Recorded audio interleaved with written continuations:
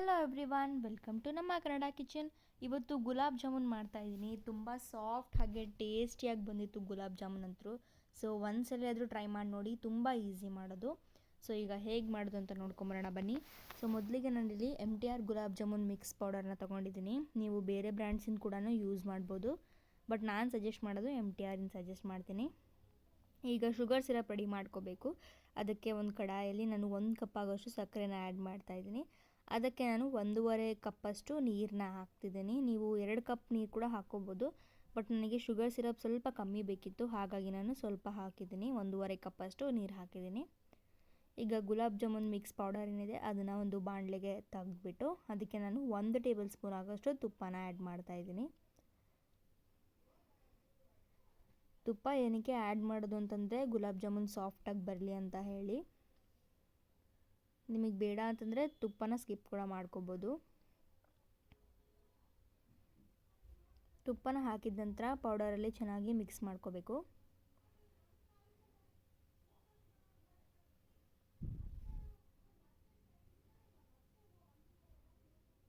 ಈಗ ನೋಡಿ, ತುಪ್ಪ ಮಿಕ್ಸ್ ಆದ ನಂತರ ಈ ಥರ ಕೈಯಲ್ಲಿ ಈ ಥರ ಮಾಡಿದರೆ ಉಂಡೆ ಥರ ಆಗಬೇಕು. ಸೊ ಆ ಥರ ಆಗಿದೆ ಅಂತಂದರೆ ಸಾಫ್ಟಾಗಿ ಬರುತ್ತೆ. ಆ ಥರ ಏನೂ ಬರ್ತಿಲ್ಲ ಅಂತಂದರೆ ಇನ್ನೂ ಸ್ವಲ್ಪ ತುಪ್ಪನ ಆ್ಯಡ್ ಮಾಡ್ಕೊಂಡ್ಬಿಟ್ಟು ಕಲಿಸ್ಕೊಂಡು ಆ ಥರ ಉಂಡೆ ಬರೋ ತನಕ ಮಾಡಿಬಿಟ್ಟು ಆಮೇಲೆ ನೀವು ಇದಕ್ಕೆ ಹಾಲನ್ನ ಆ್ಯಡ್ ಮಾಡಬೇಕಾಗತ್ತೆ. ಸ್ವಲ್ಪ ಸ್ವಲ್ಪನೇ ಹಾಲನ್ನ ಆ್ಯಡ್ ಮಾಡ್ಕೋತಾ ಚಪಾತಿ ಹಿಟ್ಟಿನ ಹದಕ್ಕೆ ಕಲಿಸ್ಕೋಬೇಕಾಗತ್ತೆ. ನೀವು ಹಾಲು ಬದಲು ನೀರು ಕೂಡ ಯೂಸ್ ಮಾಡ್ಬೋದು, ಬಟ್ ಹಾಲು ಹಾಕಿದರೆ ತುಂಬ ಚೆನ್ನಾಗಿ ಟೇಸ್ಟ್ ಬರುತ್ತೆ ಅಂತ ಹೇಳಿ. ಈಗ ಶುಗರ್ ಸಿರಪ್ ಕೂಡ ಕಾಯ್ದಿದೆ. ಈಗ ಹಿಟ್ಟೆಲ್ಲ ಕಲಸಾಯಿತು. ಇದಕ್ಕೆ ಲಾಸ್ಟಿಗೆ 1 ಟೇಬಲ್ ಸ್ಪೂನ್ ಆಗೋಷ್ಟು ಮತ್ತೆ ತುಪ್ಪನ ಹಾಕಿಬಿಟ್ಟು ಸೈಡಿಗೆ ಎತ್ತಿಡ್ತಾ ಇದ್ದೀನಿ.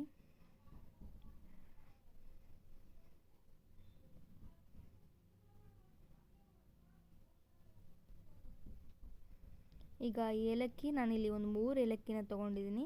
ಅದ್ರ ಹೊರಗಡೆ ಸಿಪ್ಪೆ ಬಿಡಿಸ್ಬಿಟ್ಟು ಅದನ್ನು ಪುಡಿ ಮಾಡ್ಕೋಬೇಕು ಶುಗರ್ ಸಿರಪ್ಪಲ್ಲೇ ಆ್ಯಡ್ ಮಾಡೋದಕ್ಕೆ. ನಿಮಗೆ ಏಲಕ್ಕಿ ಇಷ್ಟ ಇಲ್ಲ ಅಂತಂದರೆ ಸ್ಕಿಪ್ ಕೂಡ ಮಾಡ್ಕೋಬೋದು. ಅದ್ರ ಬದಲು ಕೇಸರ್ ಬರುತ್ತಲ್ವ, ಅದನ್ನು ಕೂಡ ನೀವು ಆ್ಯಡ್ ಮಾಡ್ಕೋಬೋದು.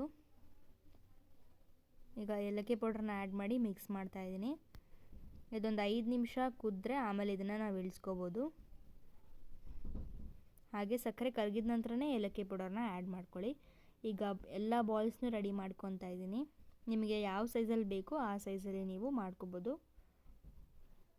ನಾನಿಲ್ಲಿ ಸ್ವಲ್ಪ ಚಿಕ್ಕ ಸೈಜಲ್ಲೇ ಮಾಡಿದ್ದೀನಿ.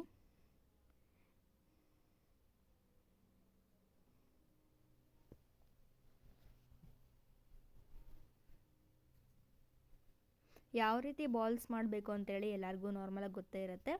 ಗೊತ್ತಿಲ್ಲ ಅಂದರೆ ಈ ಥರ ಹಿಟ್ಟು ಸ್ವಲ್ಪ ಹಿಟ್ಟನ್ನ ತೊಗೊಂಬಿಟ್ಟು ನಿಮ್ಮ ಕೈ ಮಧ್ಯದಲ್ಲಿಟ್ಟು ಈ ಥರ ತಿರುಗಿಸ್ಬೇಕು. ಅದು ಬಾಲ್ ಶೇಪ್ ಬರೋ ತನಕನೂ ನೀವು ಇದನ್ನು ತಿರುಗಿಸಿ, ಆಗ ಬಾಲ್ ಆಗುತ್ತೆ ಈ ಥರ. ಸೊ ಬೇಕಾದರೆ ಒಂದು ಸ್ವಲ್ಪ ಕೈಗೆ ತುಪ್ಪ ಅಥವಾ ಎಣ್ಣೆನ ಹಚ್ಚಿಬಿಟ್ಟು ಕೂಡ ರೌಂಡ್ ಶೇಪ್ ಮಾಡ್ಕೋಬೋದು. ಈಗ ಶುಗರ್ ಸಿರಪ್ ಕಾದಿದೆ. ಇದನ್ನು ನಾನು ಆರಿಸ್ಬಿಟ್ಟು ಕೆಳಗಡೆ ತಣ್ಣಗಾಗಿಡ್ತಾ ಇದ್ದೀನಿ. ಈಗ ಎಲ್ಲ ಬಾಲ್ಸು ಕೂಡ ರೆಡಿಯಾಗಿದೆ. ಇದನ್ನು ನಾವು ಫ್ರೈ ಮಾಡೋಣ. ಸೊ ಸೇಮ್ ಬೇಕ್ರಿ ಸ್ಟೈಲ್ ಗುಲಾಬ್ ಜಾಮೂನ್ ಹೇಗಿರುತ್ತೆ ಅಲ್ವಾ, ಅದೇ ರೀತಿ ಆಗಿತ್ತು. ಈಗ ಎಲ್ಲ ಬಾಲ್ಸ್ನು ಕೂಡ ಗೋಲ್ಡನ್ ಫ್ರೈ ಆಗೋ ತನಕ ಫ್ರೈ ಮಾಡ್ಕೋಬೇಕು.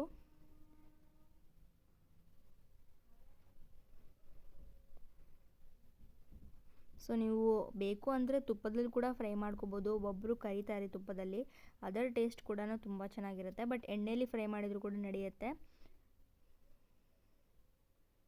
ಈಗ ಇದು ಗೋಲ್ಡನ್ ಬ್ರೌನ್ ಆಗೋ ತನಕ ಫ್ರೈ ಮಾಡ್ಕೊಳ್ಳಿ. ಜಾಸ್ತಿ ಅದನ್ನು ಮಿಕ್ಸ್ ಮಾಡೋಕ್ಕೆ ಹೋಗಬೇಡಿ.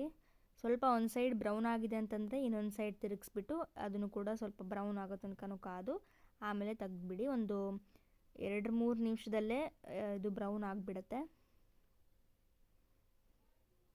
ಈಗ ನೋಡಿ, ತೆಗಿತಾ ಇದ್ದೀನಿ ಎಣ್ಣೆಯಿಂದ. ಈಗ gulab jamun ಹಾರ್ಲಿಕ್ಕೆ ಇಟ್ಬಿಡಿ, direct sugar ಸಿರಪ್ಗೆ add ಮಾಡಿಬಿಡಿ.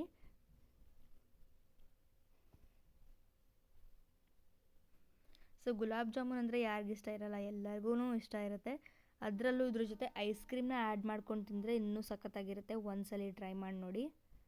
ಹಾಗೆ ಈ ವಿಡಿಯೋ ನಿಮ್ಗೆ ಇಷ್ಟ ಆಗ್ತಿದ್ರೆ ಪ್ಲೀಸ್ ಲೈಕ್ ಶೇರ್ ಕಮೆಂಟ್ನ ಮಾಡೋದು ಮರಿಬೇಡಿ. ಈಗ ಎಲ್ಲ ಗುಲಾಬ್ ಜಾಮೂನ್ ಬಾಲ್ಸ್ ರೆಡಿಯಾಗಿದೆ. ಇವಾಗ ಶುಗರ್ ಸಿರಪ್ಗೆ ಆ್ಯಡ್ ಮಾಡೋಣ. ನಾನೊಂದು 10 ನಿಮಿಷ ಇದನ್ನು ಹಾರಕ್ಕೆ ಬಿಟ್ಟಿದ್ದೆ, ಅದಾದಮೇಲೆ ಆ್ಯಡ್ ಮಾಡ್ತಿರೋದು. ಈಗ ಎಲ್ಲ ಬಾಲ್ಸ್ನು ಶುಗರ್ ಸಿರಪ್ ಒಳಗಡೆ ಹಾಕ್ತಾಯಿದ್ದೀನಿ. ಶುಗರ್ ಸಿರಪಲ್ಲಿ ಹಾಕಿದ ನಂತರ ಅದು ಶುಗರ್ ಸಿರಪ್ಪೆಲ್ಲ ಎಳ್ಕೋಬೇಕು ಅಲ್ವಾ, ಗುಲಾಬ್ ಜಾಮೂನ್ ನೆನಿಬೇಕು ಅಲ್ವಾ ಅದರಲ್ಲಿ. ಹಾಗಾಗಿ ನಾನು ಒಂದು 2 ಗಂಟೆ ಇದನ್ನು ಹಾಗೆ ಎತ್ತಿಟ್ಟಿದ್ದೆ. ಫ್ರಿಜ್ಜಲ್ಲಾದರೂ ಇಟ್ಕೋಬೋದು, ಇಲ್ಲ ಹೊರಗಡೆ ಆದರೂ ಹಾಗೆ ಇಟ್ಕೋಬೋದು.